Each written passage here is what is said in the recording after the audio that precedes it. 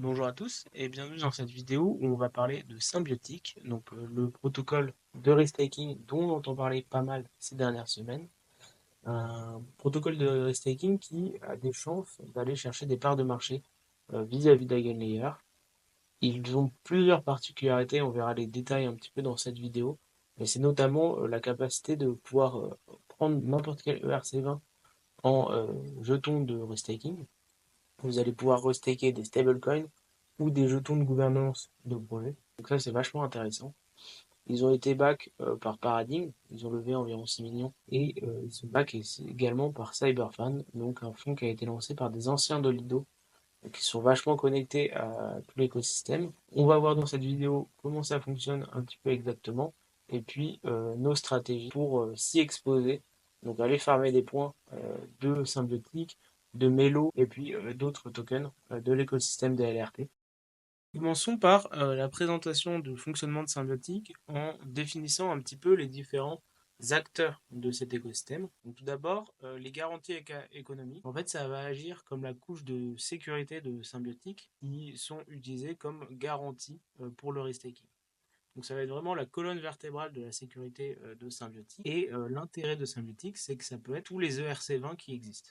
Donc ça va être principalement des dérivés d'Ethereum, des LST, mais ça peut être des stablecoins, et ça peut être aussi des jetons de gouvernance de projets qui sont dans le réseau Symbiotic. C'est le cas par exemple de ENA, de Ethena. Ensuite, nous avons les vaults de restaking. Et donc ça, c'est vraiment la couche de restaking. Donc ça va être des vaults qui vont être gérés par des acteurs du restaking liquide. Ça peut être Etherfi, ça peut être Renzo par exemple, ou ça va être des vaults dédiés réalisés par des entreprises spécialisées dans l'asset management on-chain. Donc ça va être Amphor, RE7, 7Seas, Stakehouse. L'intérêt symbolique là, ici, ça va être d'avoir une flexibilité pour déployer des solutions de staking sur mesure pour répondre aux différents besoins.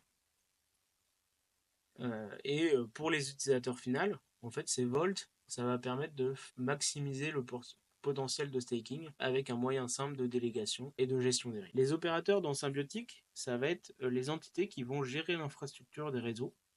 Donc ça va être du proof of stake, et en fait, c'est des opérateurs qui ont une infrastructure technique pour déployer un certain nombre de validateurs, de garantir leur uptime et la sécurité du réseau à tout moment, et ainsi éviter le slashing. Et donc c'est une surcouche pour que l'utilisateur de restaking n'ait pas à le faire lui-même, avoir ses propres nœuds pour être restake. Donc les opérateurs, ils sont vraiment essentiels pour assurer le bon fonctionnement et la sécurité du réseau. Nous avons donc les résolveurs, donc ça va être des entités qui vont justement garantir le bon travail des opérateurs des validateurs, parce qu'en fait, ça va être soit des smart contracts, soit des entités, par exemple un comité de slashing ou un comité de résolution des litiges, qui vont offrir, ils vont être un tiers neutre et ils vont arbitrer les pénalités entre les réseaux, les résolveurs, les utilisateurs de Restake. Et enfin, les réseaux dans Symbiotic, ça va être des protocoles qui ont besoin de validateurs pour garantir leur sécurité. Donc soit ça va être pour lancer un séquenceur de transactions décentralisées, soit ça peut être aussi la mise de consensus de données off-chain et les intégrer on-chain, des oracles, ou ça peut être des automatisations de fonctions off-chain ou on-chain sur des fonctions spécifiques de certains protocoles. Passons désormais aux stratégies. Donc comment tirer profit de ce nouveau protocole. Donc qui dit protocole un petit peu alerté, évidemment qu'il y a des points en jeu. Donc notre objectif, ça va être de récupérer des points de Symbiotic.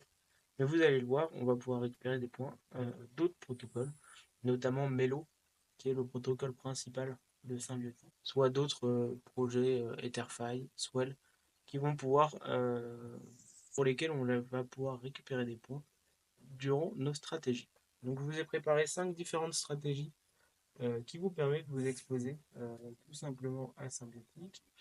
La première stratégie, malheureusement, les caps ont été atteints sur la plupart des vaults, donc il faudra attendre la levée de ces caps pour pouvoir l'utiliser. Je crois qu'il reste encore de la place sur CBETH, le LRT de Coinbase.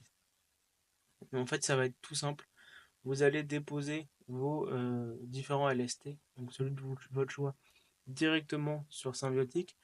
Je vais mettre tous les liens dans la description concernant les différents protocoles, les différentes UI à aller voir. Et en fait, vous allez pouvoir déposer vos tokens de reçus un petit peu de Symbiotic. Vous allez pouvoir les déposer sur Swell, donc qui vont vous permettre d'aller récupérer les points de Symbiotic et aussi l'airdrop de Swell et les airdrops communautaires de Swell également. Deuxième stratégie, c'est donc utiliser Melo pour un petit peu bypass les caps de la part de Symbiotic. Vous allez pouvoir récupérer des points symbiotiques, récupérer des points Melo. Donc c'est tout simplement aller déposer des wrapped STETH sur l'interface de Melo et vous allez pouvoir choisir différents curators, MEV Capital, RE7, Renzo, Steakhouse Finance. Donc ça c'est vraiment la stratégie la plus simple à mettre en place. Les caps sont assez avancés également, donc n'hésitez pas à checker régulièrement. Troisième stratégie, donc c'est symbiotique Melo et aller chercher des points swell. Si vous déposez sur le Volt de Amphore, vous allez pouvoir récupérer des Amphore ETH et vous allez pouvoir les déposer derrière sur swell. Donc ça vous permet de récupérer un peu plus de points. Vous êtes beaucoup plus contraint dans la stratégie à effet. Si vous voulez récupérer plutôt des symbiotiques et des points en fort, en fait vous pouvez déposer directement sur lui d'Amphore. Donc ils ont un Volt qui vont régulièrement déposer sur d'autres actifs liés à symbiotique.